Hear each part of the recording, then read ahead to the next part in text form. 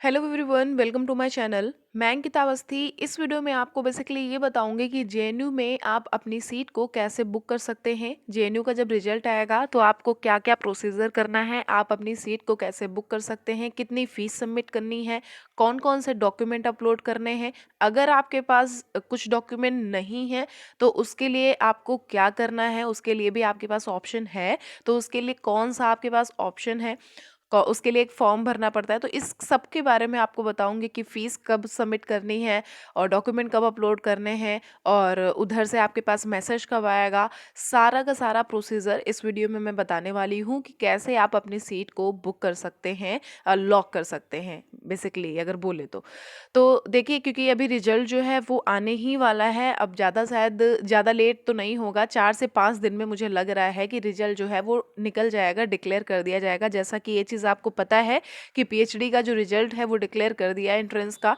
अब ऐसे ही 4 से 5 दिन में जो है वो हम लोग का रिजल्ट आ जाएगा, ठीक है। तो उसके लिए बिल्कुल परेशान नहीं होना है। तो जब रिजल्ट आएगा तो उसके पहले ही आप अपना प्रोसीजर देख लीजिए, जिससे कि आप लेट ना करें किसी भी प्रोसीजर को लेके, किसी भी स्टेप्स को लेके, ठीक है। तो इसमें स्टेप बाय स्टेप बताऊंगी, आपको बस सुनना है ध्यान से, ओके।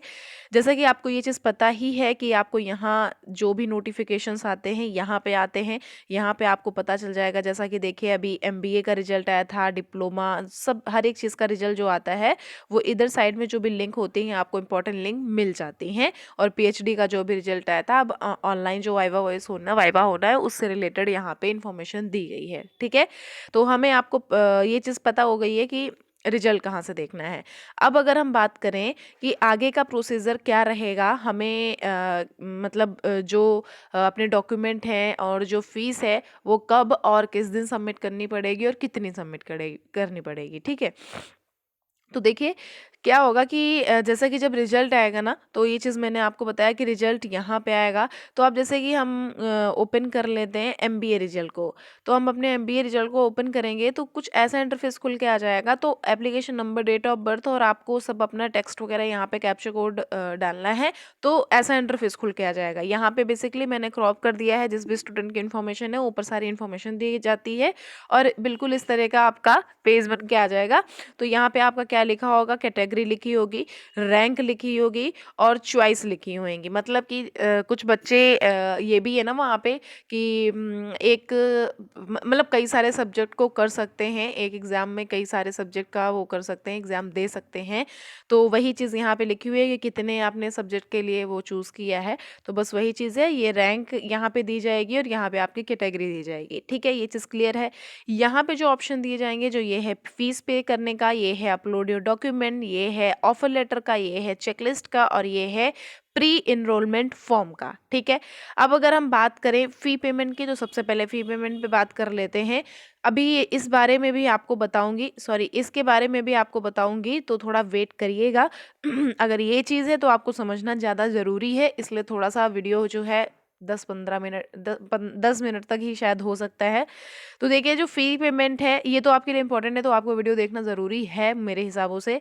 फ़ी पेमेंट है तो देखिए, फ़ी पेमेंट कब करना है, जब भी आपकी ये रैंक वगैरह लिख के आ जाएगी, जब भी आपका रिजल्ट आएगा तो बेसिकली आपको रिजल्ट देख करके ऐसे रैंक आ जाएगी, तो आपके पास ऐसा इंटरफेस बन के ही आ जाएगा, ठीक है। तो यहाँ पे आपको क्लिक करना है फीस पे करने के लिए। अब आपको फ़ी कितनी पे करनी है इसके लिए बता देते हैं। देखिए, जो पीएचडी है, पीएचडी के लिए क्या करेंगे, पीएचडी, एमफिल, बीटेक और एमपीएच, इन सब के लिए कितनी फीस सबमिट होनी है, आपको जो लॉक करनी है एडमिशन फ़ी, वो है 280, मतलब कि 280 रुपये आपको फिल करने हैं, मतलब पेमेंट जो है वो कर देना है।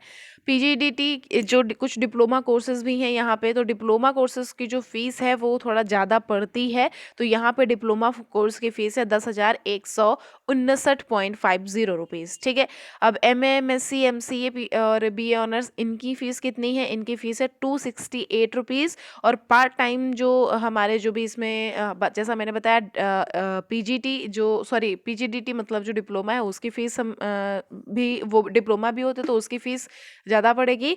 और ये पार्ट टाइम है, इसके लिए भी आपको 219 रुपीज़ देने पड़ेंगे, ठीक है। तो 219 रुपीज़ दे करके आपको सीट जो है वो लॉक कर लेनी है।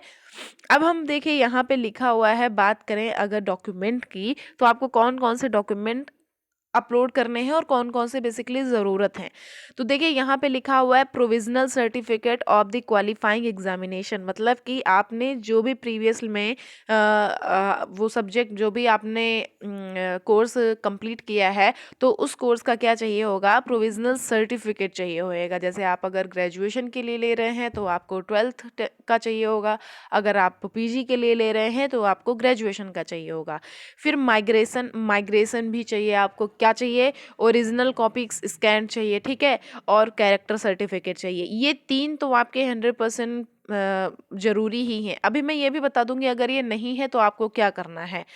फिर है एंटी रैगिंग सर्टिफिकेट और डिसकंटिन्यूएशन सर्टिफिकेट, ये उधर से ही आपको मिलेंगे। आप इतना अपना काम करिएगा, ये उधर से ही आपको अवेलेबल कराए जाएंगे, ऑनलाइन पे आपको ये मिल जाएंगे, ठीक है। अब देखिए ये डॉक्यूमेंट हमारी बात हो गई, फी सबमिशन की बात हो गई कि आपको डॉक्यूमेंट कौन कौन से अपलोड करने हैं, जो अभी मैंने बताया। यहाँ पे जाएंगे, आपको सारा का सारा जब डॉक्यूमेंट अपलोड कर देंगे तो यहाँ पे चेकलिस्ट कर लीजिएगा, वहाँ पे सारा आपका दिखा दिया जाएगा कि आपने कौन कौन से डॉक्यूमेंट अपलोड करने हैं। 10th करना है, 12th करना है, सर्टिफिकेट्स करने हैं, कास्ट सर्टिफिकेट भी करना है, जिनको जिनको कास्ट लगती है, जैसे जनरल की कास्ट नहीं लगती है। तो ये सारा प्रोसीजर आपको करना ही करना है। ऑब्वियस चीज़ है, एडमिशन ले रहे हैं तो नॉर्मल नहीं है, सब कुछ लिया जाएगा। ऑफर लेटर जब आएगा तो यहाँ पे आपको ऑफर लेटर अपना वो करना है। तो इतनी सारी इन्फॉर्मेशन आपको इसमें फिल कर देनी है।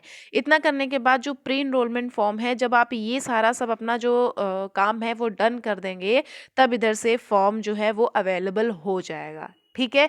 ये अपना सारा काम कंप्लीट करने के बाद आपका यहाँ पे जो प्री इनरोलमेंट फॉर्म है वो यहाँ पे अवेलेबल हो जाएगा। तब यहाँ पे जा करके आप अपना पूरा प्रोसीजर कर सकते हैं। क्लियर है। अब हम यहाँ पे जो लिखे हुए हैं पॉइंट्स, इनकी बात करने जा रहे हैं। देखिए यहाँ पे लिखा हुआ है पेरेंटल, जस्ट अ सेकेंड, हाँ, यहाँ पे लिखा हुआ है पेरेंट ऑफ गार्जियन, सॉरी, एक मिनट, क्या लिखा हुआ है यहाँ पे, हाँ, यहाँ पे लिखा हुआ है गार्जियन एफिडेविट, ठीक है, बाय स्टूडेंट। जो एफिडेविट बनते हैं, कोई ज़रूरी नहीं है ऐसे कि आप कहीं बहुत बड़ी जगह, नॉर्मल आप अड़ोस पड़ोस में चले जाइए, कहीं अगर कोर्ट है या कहीं अगर कोई बना देता है, 100 रुपये 200 रुपये में बन जाता है, आप दे करके। बेसिकली इसमें स्टैंप की ज़रूरत पड़ती है, वो ज़रूर से आप बनवा लीजिएगा, एफिडेविट जो बनना होता है। अब यहाँ पे लिखा हुआ है एक्सटेंशन फॉर्म, तो ये आपके लिए काफ़ी ज़्यादा इंपॉर्टेंट है, क्योंकि काफ़ी बच्चों को इससे रिलेटेड बातें पूछनी होती है। तो देखिए जो आपका एक्सटेंशन फॉर्म है वो ये फॉर्म होता है, जब आपके पास सर्टिफिकेट नहीं है, आपके पास डॉक्यूमेंट नहीं है, तो आपको एक्सटेंशन फॉर्म फिल करना पड़ता है। और उसमें टाइमिंग, जैसे अब इतना नहीं है कि आप 2-3 महीने लिख दें, आपको टाइमिंग इसमें लिखनी पड़ती है कितनी, जो जैसे कि 15 दिन 20 दिन की, हाँ, मेरा जो फॉर्म है, जो हमारा सर्टिफिकेट है वो इतने दिन में आ जाएगा। तो एक्सटेंशन फॉर्म बेसिकली ये फॉर्म है कि आप उसमें टाइमिंग ले सकते हैं, जैसे कि आपने अभी एग्ज़ाम दिया है, या फिर आपने मतलब आपका रिजल्ट नहीं आया है और आपको अभी सब फिल करना है और आपको सर्टिफिकेट चाहिए, ठीक है। तो जैसे माइग्रेशन है, माइग्रेशन का सर्टिफिकेट चाहिए, तो कॉलेज आप जा रहे हैं तो वहाँ पे मिलने में उसको टाइम लग रहा है, तो आपको उसके लिए एक्सटेंशन फॉर्म भर देना है। एक्सटेंशन फॉर्म भर देंगे, उसमें आप टाइमिंग दे देंगे कि मुझे 15 से 20 दिन का टाइम चाहिए, तो 15 से 20 दिन का आपको टाइमिंग दे दिया जाएगा। उसके बाद आपको ला करके अपना फॉर्म और जो भी सबमिशन है, जो सर्टिफिकेट है, वो सबमिट कर देना है, ठीक है। तो एक्सटेंशन फॉर्म ये फॉर्म है जिससे कि आप अपना जो काम है वो डिले भी कर सकते हैं। इसमें आपको फॉर्म भरना है, आपको किस डेट में कितना टाइम लग जाएगा और किस डेट में आप वापस ला करके डॉक्यूमेंट यहाँ अपलोड कर देंगे, वो सब यहाँ पे लिखना है, ठीक है। तो आपको एक्सटेंशन फॉर्म ले करके फिल कर देना है सब कुछ और वहाँ पे जमा कर देना है, ठीक है। अब अगर हम बात करें जेएनयू माइग्रेशन की, तो वही चीज़ है, अगर माइग्रेशन आपके पास नहीं है तो उसके लिए एक्सटेंशन फॉर्म भर दीजिएगा, या आपकी प्रीवियस ईयर की आपको पास मार्कशीट नहीं है तो आप एक्सटेंशन फॉर्म भर सकते हैं। आपके पास अगर सर्टिफिकेट या जो भी बेसिकली मेन डॉक्यूमेंट है वो नहीं है, तो आप ये एक्सटेंशन फॉर्म भर सकते हैं, जिससे कि आपको इसके लिए इधर से टाइम दे दिया जाएगा। 15 से 20 दिन का, ज़्यादा दिन का नहीं फिल कर सकते हैं, 15 से 20 दिन का टाइमिंग दिया जाता है। अब यहाँ पे देखिए मार्कशीट अंडरटेकिंग, ये चीज़ें तो आपको पता है, जो भी आपने किया है उसके लिए मार्कशीट वगैरह लगेंगी, माइग्रेशन लगेगा, वो तो ज़रूरी ही है। और जो भी मार्कशीट, हाँ, ठीक है, ये चीज़ तो हो गई। अब देखिए यहाँ पे जो लिखा हुआ है मेडिकल, मेडिकल फिटनेस, तो देखिए medical fitness in the sense जो कॉलेज है उसको मेडिकल एंड फिटनेस यूनिवर्सिटी को इसलिए चाहिए होता है जिससे कि आपको कोई प्रॉब्लम ना हो। जैसे अभी तो कोविड बहुत चल रहा है, तो वो सारा सर्टिफिकेट आपको चाहिए। कहीं आस पड़ोस में आप जा करके ऐसे भी बन जाता है, अगर कोई जान जित परिचित हैं आपके, तो किसी के पास जा करके आप ये सर्टिफिकेट बनवा लेते हैं। ज़्यादा कोई ज़रूरी नहीं है आपको उसमें सब लिखा होगा। जब भी मेडिकल देना हो तो आप इसमें पढ़ लीजिएगा फॉर्म में, तो फॉर्म में लिखा होगा कि किस चीज़ का आपको मेडिकल चाहिए, क्योंकि काफ़ी चीज़ें होती हैं ना कि मतलब यूरिन, मतलब काफ़ी चीज़ें होती हैं। मतलब मैंने ऑलरेडी पहले एक बार देख रखा है, तो उसमें यूरिन वगैरह का ये सब मांगा गया था, तो इस चक्कर में, ठीक है। तो फिलहाल आप जो मेडिकल सर्टिफिकेट है वो भी मेडिकल और ये फिटनेस सर्टिफिकेट, ये सब आप आराम से बनवा सकते हैं, ठीक है। तो ये देखिए इतनी इन्फॉर्मेशन थी जो मुझे आपको बतानी थी, किससे रिलेटेड, ये सारा अपलोड करने से रिलेटेड, ठीक है। अब देखिए जो रिजल्ट है आपका 4 से 5 दिन में आने के काफ़ी अच्छे से चांसेस हैं। तो यहाँ पे जो मैंने बताया आपको फीस कितनी पड़नी है, इतनी टोटल फीस पड़नी है। अब हम बात करेंगे कि आपका कितना पूरा खर्चा हो सकता है, कि जेएनयू में अगर आप जाएँगे तो आपको कितना टोटल देना पड़ेगा, आप कितना पूरा खर्चा करेंगे, ठीक है। तो देखिए कितना होता है, जो हमने पीजी का भी मैंने आपको बताया 219, 268, 280, ये इतना आपका खर्चा है। आप सोच रहे होंगे अरे ये कैसे? हाँ, अरे ये ऐसे, ठीक है। तो ये जेएनयू में ज़्यादा प्रॉब्लम नहीं होती है, मतलब आप आराम से, और इवन आपको अगर पैसा देना भी पड़ता है तो क्या होता है कि वो वापस आ जाता है स्कॉलरशिप के थ्रू, तो उसके लिए कोई प्रॉब्लम नहीं है। और हॉस्टल फ़ीस है, अगर आप हॉस्टल ले रहे हैं तो देखिए 24,000 से 25,000 जो है वो पर ईयर पड़ेगा, और उसमें कोई प्रॉब्लम नहीं है। जब स्कॉलरशिप आती है आपकी तो उसमें आपका पैसा जो है वो आ जाता है। मेस की फ़ीस कितनी है? 2,000 से 2,500 मंथ पर मंथ आपको मेस की फ़ीस देनी पड़ेगी, जैसा अभी मैंने बताया कि स्कॉलरशिप के थ्रू आपका वापस आ जाएगा। एमसीए में कितनी पड़ेगी? 2,000 मंथली एमसीए की फ़ीस है, और अगर आप एमसीए में नहीं लेंगे हॉस्टल तो आपकी 800 फ़ीस पड़ेगी, ठीक है? और सिक्योरिटी फ़ीस आपको टोटल, आपका जो टोटल खर्चा है, तो आप इस हिसाब से समझ लीजिए 6,500 ये टोटल खर्चा है, तो 6,500 जो है ये रिफंडेबल है आपका, ठीक है। तो फिलहाल इतना आप ध्यान रखिए कि ये जो है जेएनयू काफ़ी अच्छी यूनिवर्सिटी है, सभी को पता है। यहाँ पे आप कम पैसे दे करके ज़्यादा एजुकेशन को गेन कर सकते हैं, और अच्छी एजुकेशन को गेन कर सकते हैं, ठीक है।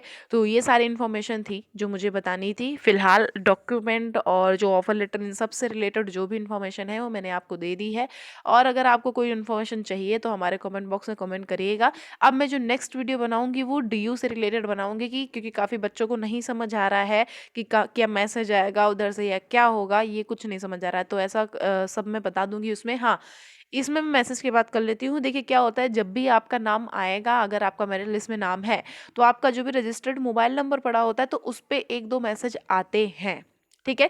तो उसके लिए परेशान मत होइएगा, वैसे तो आपको साइट से चेक ही करना है, और मैं तो बताती ही रहूँगी, मैं कहीं नहीं जा रही हूँ, आपको ये सारी अपडेट देती रहूँगी कि कब आपका रिजल्ट आ गया है, कौन-सी लिस्ट निकल चुकी है, कौन-सी अभी नहीं आई है, इन सब के बारे में, ओके?